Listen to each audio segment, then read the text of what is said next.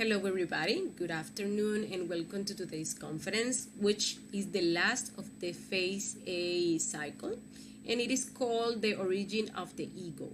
This topic aims for us to observe the different aspects that participated in the moment in which the ego was created on this planet. But first, we must know that all creation has a single purpose, and that is to harvest solar men, self-realized beings. Therefore, everything that has been created serves that purpose. The universes with their solar systems, with their planets, and the races that most inhabit them. Each planet, by law, must host a total of 7 races with 7 sub-races, according to the law of 7, which organizes everything. After giving those 7 races, said planet must die. Take as an example the moon, which was once a planet similar to this one and which gave its 7 races. This planet, which we inhabit, must also go through this process and has already produced several races. In fact, we are at the end of the 5th race, known as the Aryan race. There was the polar race, the Hyperborean race, the Lemur race, the Atlantean race. We find, as I said before, ourselves in the Aryan race. After this, there will come another race that will be known as the Corradi race, and then will come the 7th, whose name we don't know yet. So, we will concentrate today on the Lemur race, since it was there where the ego was created. The first 2 races were androgynous races. That is, they had 2 polarities integrated within them, the 2 sexes, male and female. However, in the Lemur race, they become hermaphroditic beings, having both sexes visibly externalized. Approximately 18.5 million years ago, the Lucifers of each spark accepted the challenge of dividing the 2 sexes to accelerate the progress towards the acquisition of wisdom. And when the female body was ready, that is where the sexes were definitively divided and the race was divided between the Adams and the Eves. Lacking that polarity that they had previously integrated, they began to feel that longing for union, or rather sexual desire. All the Lucifers accepted the challenge and told human beings that if they wanted to be like gods, they would have to taste that fruit. And that fruit was the shared sex. For this, they entrusted the masters and gurus to direct these sexual practices. So all couples should go to the temple for practicing sex, with 2 purposes: reproducing the species and creating the higher existential bodies of the being. Each spark should begin to work with the 2 trees.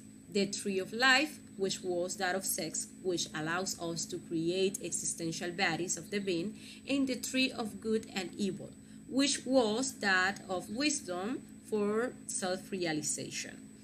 These 2 trees then have common roots, or share the roots with each other, found in the arc ACF, the secrets of the sex. Although it should be noted that the progress of acquiring wisdom of good and evil was somewhat slow, since the ego didn't yet exist in these people. There was also not much the desire for doing the practice of suprasex or the creation of the existential bodies. At that time, the comet Condor appears and crashes into the planet Earth. As a result of this collision of worlds, the Earth's crust was destabilized, and to stabilize it again, they sent a sacred retinue led by arch-physicists and arch-chemists Loaizus and Sakaki to solve that problem. The sacred retinue resolved to install in all human beings the Kunda buffer organ, which should stabilize the Earth's crust, our physical body is a kind of battery, and this organ is a kind of tail that sends energy towards the center of the earth. This energy generates heaviness and materiality, causing the crust to stabilize. It should be noted that this experiment had been carried out on other planets in the universe and simultaneously allowed the level of wisdom of each planet to be established. Likewise, at those moments, it was determined that the degree of wisdom for this planet would be 4, that is, planet of Christ or masters. Therefore, a person who self-realizes on this planet acquires the level of Christ. Due to the above, the Kunda buffer organ was left 3.5 days too long, referring to the level of consciousness. The tail of the Kunda buffer caused an astral tide or lost wave on the planet, which unbalanced all human beings, leading them to practice sex outside the temple. And since they had no supervision, they began to fornicate or spill the sexual creative energy out of the amphora. As a result of this, we were expelled from paradise. The 7 cause selves were created, since the virtues of the soul were inverted and became the 7 deadly sins that we know today. We can see that until this moment, the sparks were innocent. They didn't know evil. Furthermore, the Kunda buffer tail was delayed so that the sparks could reach exactly that point. So, a second nature was created in the inhabitants of the planet. The ego was created. The humans became terribly perverse. They became hypnotized and fascinated by evil to the point where they were no longer interested in self-realization of the being. Some even begin to commit suicide because there was no longer a reason to exist. Because of the above, the sacred retinue returned to planet Earth to remove the Kunda buffer organ, since it had already achieved its purpose. But planet Earth remained in the most absolute materialism. Human beings became accustomed to fornicating and became fascinated by it. Until now, they, or better to say, we prefer to live like animals rather than to self-realize. This collective fornication was called the universal flood, and this is what the story of Noah's Ark reflects. The human mind became animal through desire. All the created defects were taken in pairs to Noah's Ark, that is, in both polarities, so that on the day, if we decide to regenerate, we would find the raw material in the creative energy of the Holy Spirit, in the sexual creative energy.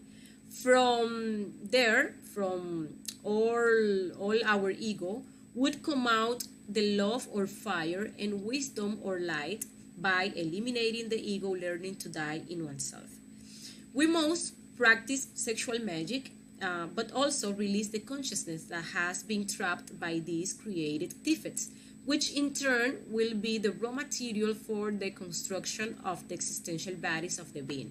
Hence, the 2 trees have common roots. If the exit was through sex, the return to paradise must also be done through sex. If we don't learn to practice suprasex, there will be no regeneration possible. In sex, there is the possibility of being of every human being. In sex, there is the possibility of the second birth. With the work on the 3 factors for the revolution of consciousness, we will extract all the secrets of the ark. Now, the most important thing is to understand the hypnotism in which we find ourselves, which does not allow us to value or have a true objective of existing.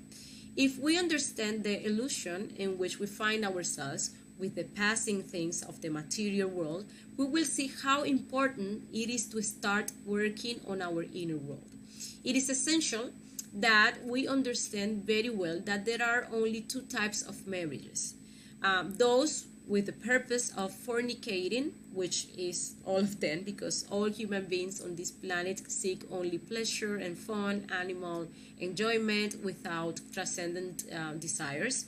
And the marriage where one commits to the Holy Spirit to never fornicate in order to self-realize the being. In this way, the process called regeneration will begin. That regeneration is to recover the lost power, become true men, recover all our power and regenerate our seed.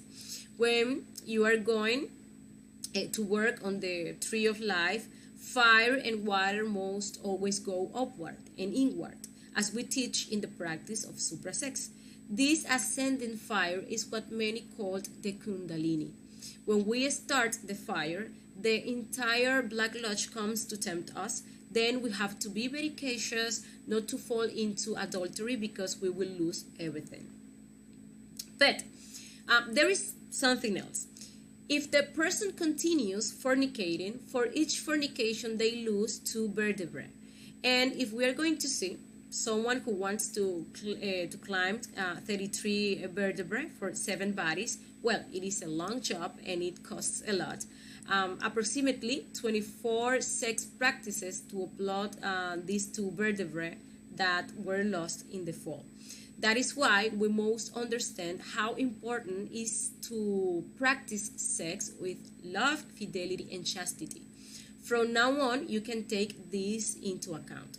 The most important thing, the reproduction of the beast, the ego, is done through fornication, adultery, and lack of love.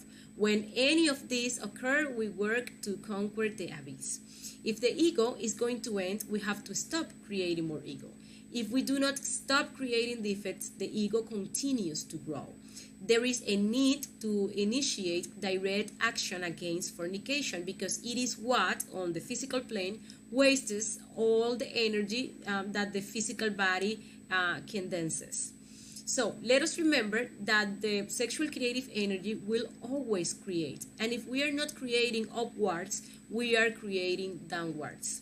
When a person already has this knowledge, they have to decide. The definition will be angel or demon. There is no more. Only those 2 alternatives. Either you go one way or you go to the other. So you have to make that decision. Or you go up or you are going down. But you already have the knowledge of the sex.